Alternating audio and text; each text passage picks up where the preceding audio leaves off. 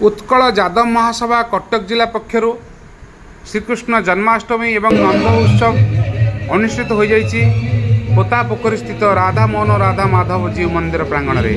यह कार्यक्रम में सम्मानित अतिथि भाव में कटक सदर विधायक इंजीनियर प्रकाश चंद्र सेठी जोगदे बेले उपस्थित थिले उत्कल यादव महासभार कार्यकारी सभापति श्रीयुक्त सुभाष चंद्र बेहेरा, राष्ट्रीय युवा अध्यक्ष इंजीनियर प्रदीप बेहेरा एवं कटक जिलार विभिन्न ब्लॉक आसीथिबा यादव भाई ने।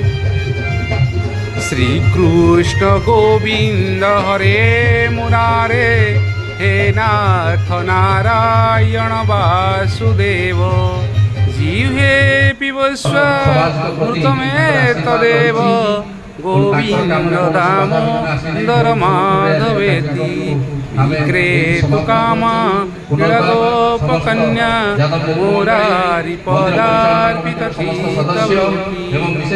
जय श्री कृष्ण। मुरबी मानू मु धन्यवाद दूची एवं आज कार्यक्रम को समापन करुचु। जय जगन्नाथ, जय श्री कृष्ण।